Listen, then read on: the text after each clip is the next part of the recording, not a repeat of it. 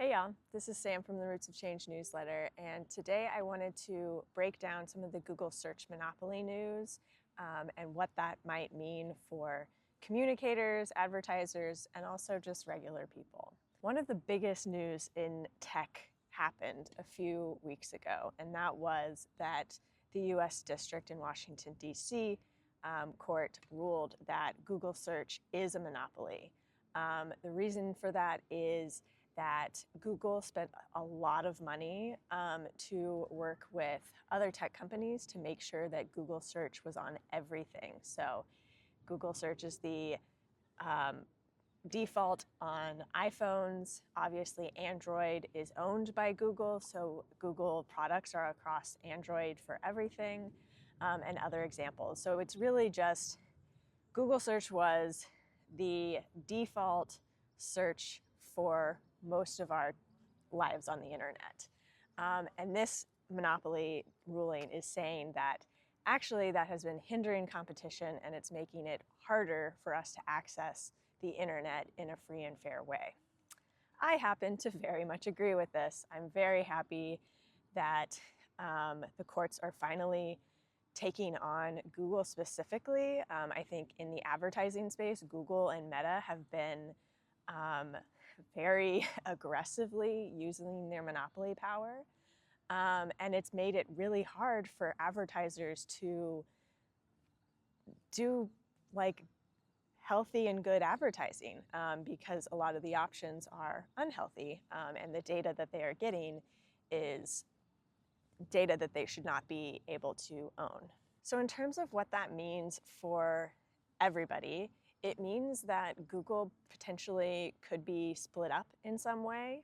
The top things that people are now talking about in this last week are the biggest one being divesting from Android. So Google would no longer own or operate the Android operating system. So that would be phones, it would be a lot of other kind of software and tech.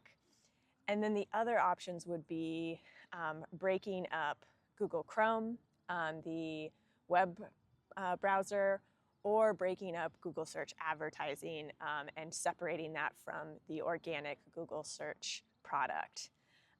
So yeah, a lot could happen. Very unclear like where this goes, but I think all in all, it is a good thing for communicators.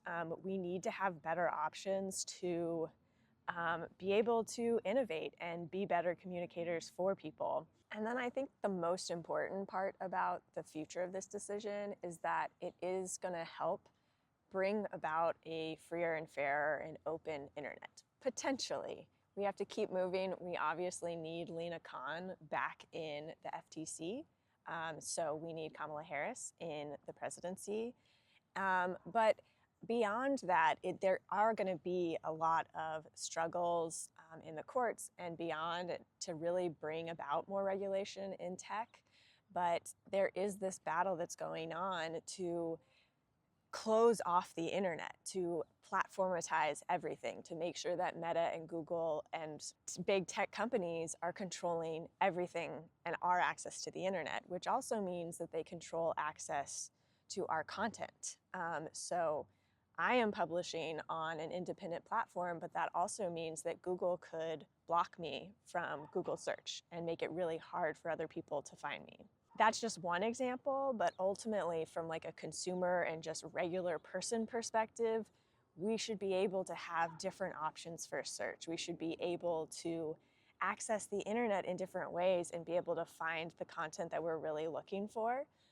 Because right now, my Google search experience is complete crap.